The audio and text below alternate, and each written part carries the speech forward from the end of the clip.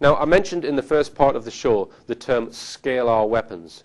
Last year, I interviewed researcher Miles Johnston, and in this clip, he tells me about a ham radio operator called Ron Adams. Now, ham radio is a fascinating subject, and I do wish to cover this in a future show. And Ron Adams was quite a clever chap, and he analysed the strange woodpecker signals which were being picked up by his ham radio. We've had Ron Adams, for instance, which was in the basis tapes. About a month after I interviewed him, he was killed.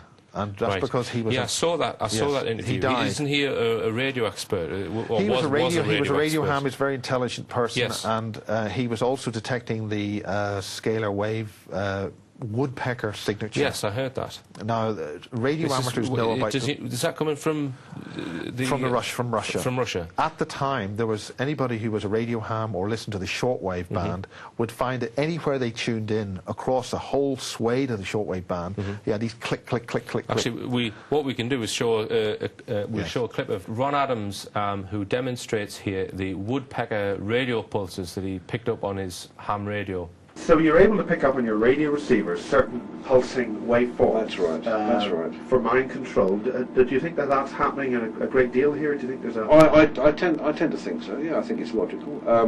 It's been experimented what sort of with frequencies for do you years. think we're talking about? We're talking about ELF frequencies and VLF frequencies. We're talking about, for instance, the thing called woodpecker.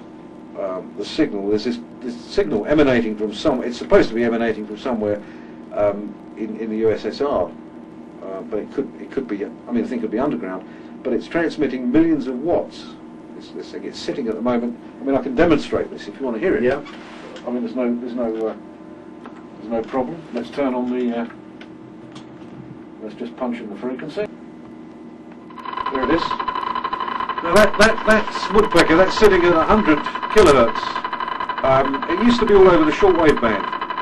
Now this is just below the range of the domestic radio receiver, which stops at 150 kilohertz. This is sitting at 100. Now this is transmitting millions of watts. That's a very strong signal. I mean, if you look at the signal strength meter on that receiver, and I'm using a very simple aerial.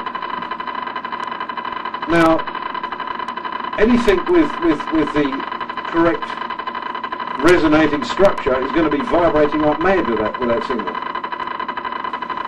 And looking at the thing on an oscilloscope, I haven't got one set up here, but the basic carrier wave of that 100 kilohertz, superimposed on it are little peaks of about 7 cycles, which is alpha, around about alpha. So there's this basic 100 kilohertz carrier wave that's carrying something else, and it's all over the place, you know. And you can hear the signal strength. So do you think we have a power base of people who are somehow controlling us? I'm convinced. Yes, I think that's right. I mean,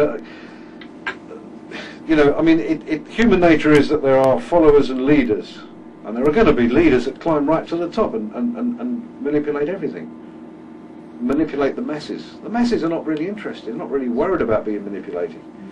They're quite happy with their football and their beer and their cigarettes and watching EastEnders and Coronation Street, and that's it. They're all placebos. That's you know that's what they're quite happy with, and they're easily dominated, very easily dominated. I think it is a worry because it's obviously making people do things which they don't want to do, or they wouldn't normally do. It's changing behaviour patterns. They can change behaviour patterns of whole countries. Talking about millions of people. Sure, there are lots of projects. You know. The trouble with these not specifically, no, I can't, because I think there are lots of when these projects become known, everybody knows about HARP and Majestic and everything else, and it's bandied around, it's on the internet, and it's written about in books. Then those projects become figureheads, red herrings, and the real projects are not known. We don't know the names of the real projects. I mean, you know, heaven knows what those projects are, and when those names are leaked out, then they would be closed down and become red herrings, and new ones would be formed. But they will always remain secret, just beyond range. The human being is the most savage animal on the face of this earth, and I think that domination, if it's a paramount concept, would be at the cost of millions of people. You see what I mean?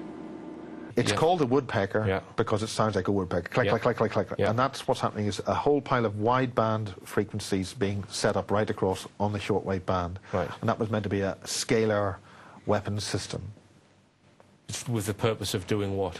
Scalar weapons systems was a weather modification thing where you have one set of pulses which form like a grid, and when or a sort of linear lines of frequencies which go over the horizon. Right. And if you get the two scalar, that's to say, a scalar wave is half of a vector wave, which is what normal electrical light is.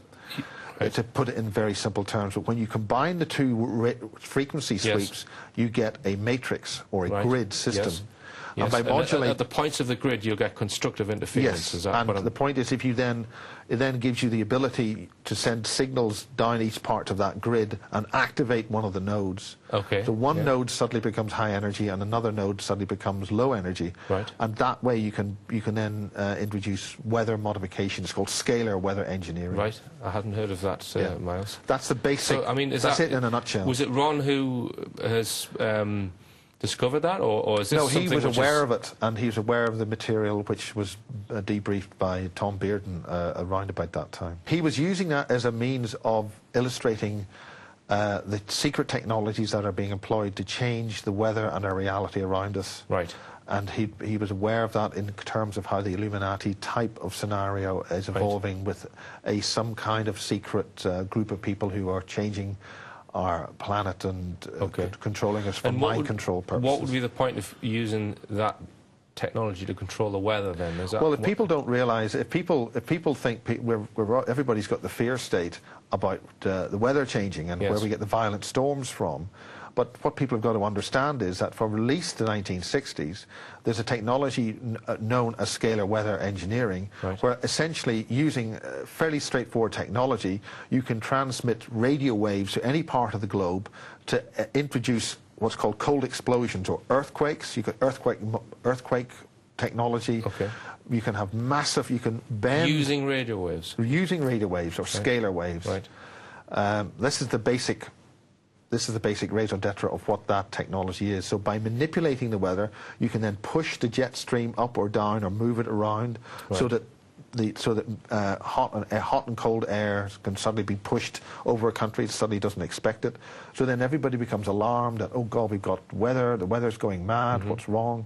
And these grids, if you're careful, you can see them in the clouds, the way the clouds form long lines. And sometimes they sort of like clip together where the node is activated, and you have like a scalar burst. You feel like a radial pattern in the clouds. Okay. And it's a bit like the old Japanese flag, the rising sun, where you get a set of clouds which narrow in on one particular point, and that's a cloud, what's called a cloud radial, or they're known as Wilson's cloud radials, and they have a particular signature. And the size and shape of the clouds is determined on the power and frequency used in the scalar energy.